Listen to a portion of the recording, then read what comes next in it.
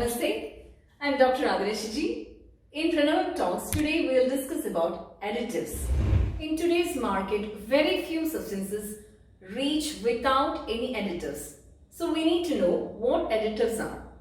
Additives are substances that do not occur naturally in food but are added for various reasons. Let's see a few examples of additives. Preservatives, which are added to prevent the spoilage of food. Emulsifiers to prevent fat and water from getting separated.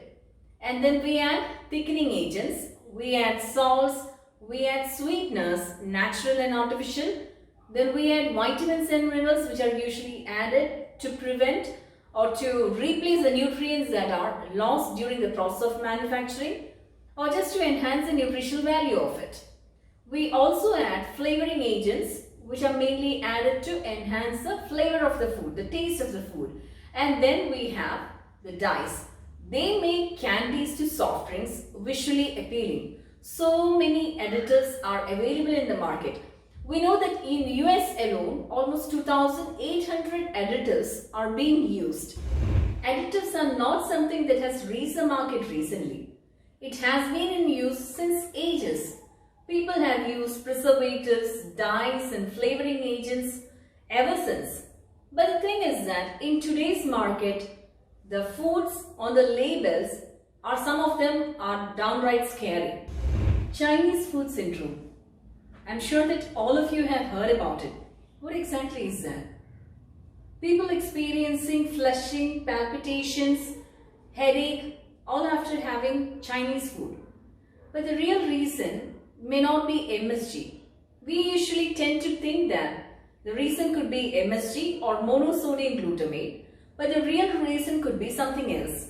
It could be the histamine or tyramine or phenylethylamine ingredients which are common in Chinese food. The susceptible foods that contain these compounds are shrimp, black soy and their sauces. MSG or monosodium glutamate. What it does?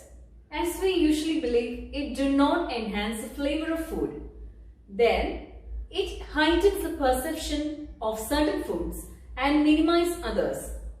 It masks non-agreeable taste and it heightens agreeable taste.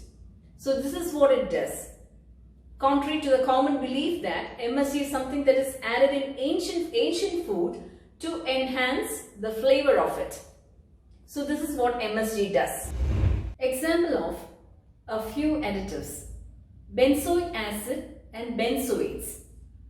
These are usually found in fruit products, acidic foods, beer, soft drinks, etc.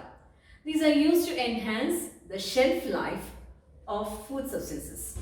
Nitrates and nitrites are added to food substances to enhance the shelf life and also to retain the color of meat.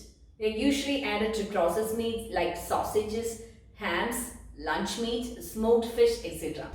Sulfites, they are added to dried fruits, shredded coconut, pie fillings, etc. And they are also added to prevent the spoilage due to bacteria and fungus and enhance the shelf life of food substances.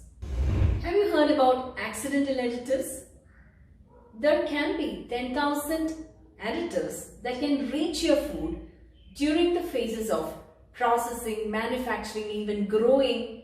It could be pesticides, fertilizers, and certain accidental additives like mercury can be very dangerous for your health if it is ingested in large quantities. So these are about accidental additives. Hemochromatosis, it's a condition where body tend to store excess iron. So those people should reduce the intake of iron fortified cereals, breads and other food substances.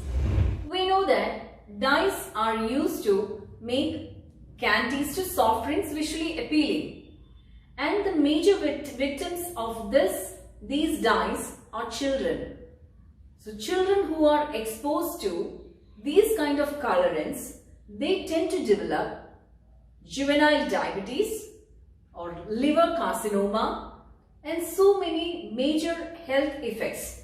and they can be the reason for the ever increasing attention deficit disorder could be the excessive usage of sugars in today's diet.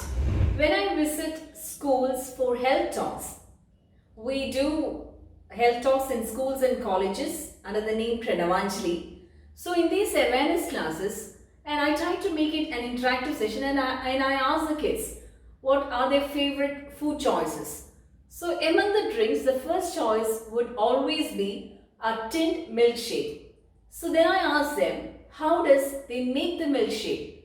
So they say that, the kids say that it could be, if it is a strawberry milkshake, they'll be crushing the strawberries and adding milk and sugar and then pouring to the tin, and these products reaches stores, their nearby stores, and the kids get to purchase it. But in reality, the kids doesn't know that if they are choosing a strawberry milkshake, somewhere around 56 to 58 chemicals are added to give that flavor for that milkshake. So bringing an awareness among children that what they are taking in the name of fruit milkshakes and all these fruit products are not exactly the fruit ingredients or fruit extracts, but they are simple plain additives which could be potentially dangerous to our kids. Now what's the solution for this? The simple answer is return to nature. We should make natural food choices without additives, without preservatives. Our first choice and our best choice. Thank you.